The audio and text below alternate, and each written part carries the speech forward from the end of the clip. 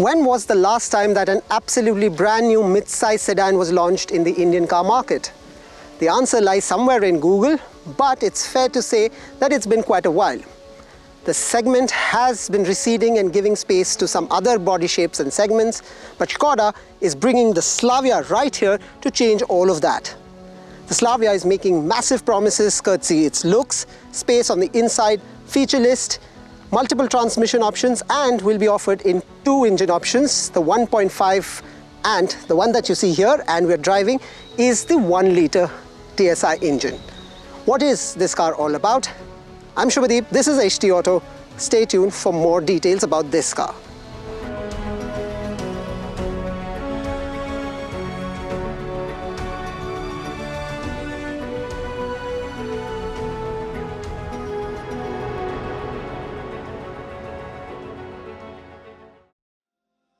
Now the first things first, the Slavia is wider, is taller, has the longest wheelbase and the largest ground clearance of all the mid-size sedans currently available in the market. In fact, if you talk about the length of the car, it is only beaten marginally by the Honda City. In terms of its looks and styling, it has a very distinct European appeal while also being, well, typically Skoda. Why I say typical is because the front grille here is what we've seen in newer Skoda models in the recent times. It's outlined once again with a chrome grille all around.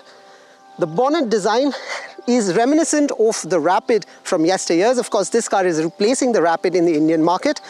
What the Rapid doesn't have, and of course is new on the Slavia, are these really nice smart projector LED headlights and LED DRLs right here. You also get fog lights under the LED light units, and the front lip is a little protruding for a sharper image at the front. Slavia stands on 16-inch alloy wheels, but the best feature about this car is the really high ground clearance that Skoda says is tailor-made for Indian road conditions. The windows are nice and large. There is a chrome lining under the window line which extends all the way from the side mirrors to the rear quarter glass. There are very prominent body lines that run from the Skoda badge at the front to the rear tail lights as well. You get another body line all along the two doors, and overall the side profile is once again something that's sporty yet very pleasing to the visual appeal. But perhaps the best feature? Why, the boot, of course, because the Slavia offers 521 litres of boot space, which means it has the largest cargo space among all its rivals in the market. It's not just wide and it's not just deep, but the rear seats also fold in a split fashion to open up even more luggage space. Overall, there is over 1,000 litres of space that this car has on offer. But there is much more that this car offers passengers on the inside, so come, let's take a look.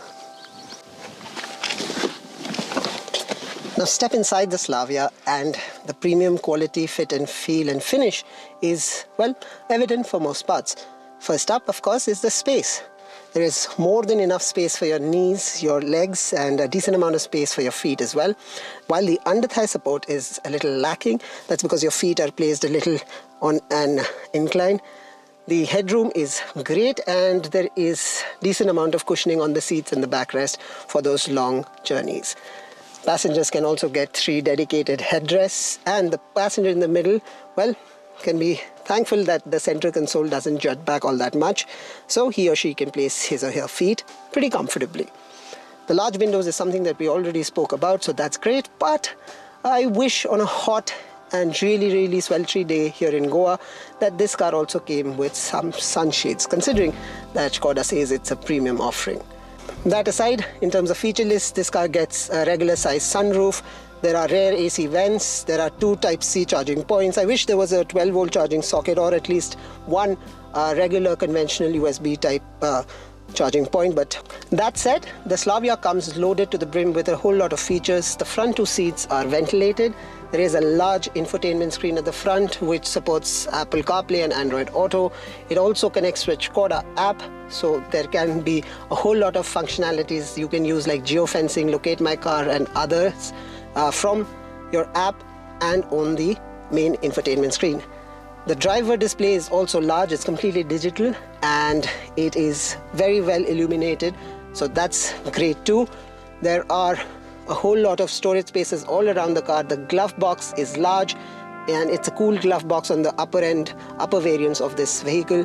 There is some more storage space under the central armrest, some more storage space on the side doors as well.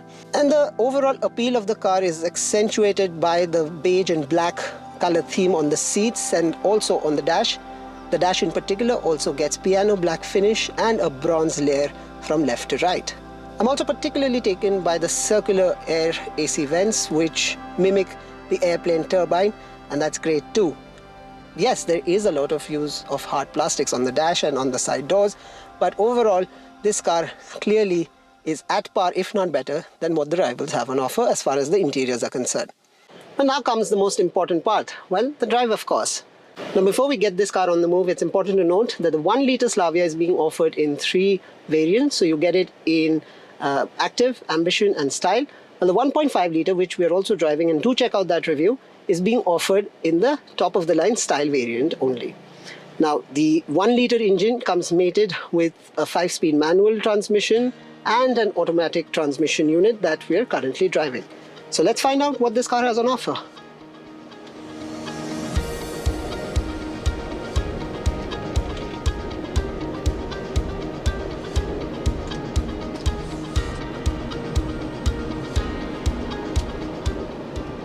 The 1-litre engine on the Slavia has a calm demeanor about it, and yet when you want to get a move on, the engine is, well, quite peppy too.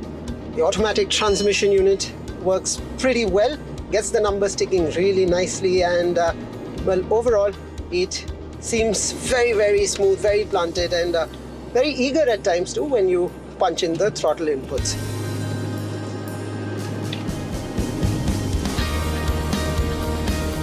Well, I can't wait to drive the 1.5-litre as well, because it promises to be really, really fun. I'm quite surprised by how good this 1-litre engine is as well. Remember, there is 175 Newton meters of torque, which makes this car quite powerful, quite torquey, and that's not just on paper, but out here on open roads as well. Now, Skoda claims that the 1-litre engine is good enough and it's torquey and punchy enough to help the Slavia go from 0 to 100 kmph in around 10.5 seconds. And because it's really torquey, and I can clearly see that it is, I really don't doubt that claim. What also helps, and it doesn't really come as a surprise, is a nicely weighted steering wheel. Taking tight turns and corners is not too difficult, and yet on open roads that I'm currently on and near triple-digit speeds, the car has a very steady, very stable character to it. But just in case you are on that uphill climb and you need a little bit extra, perhaps for an overtaking move, you also get paddle shifters right here, so you can actually slot the right number and make your move.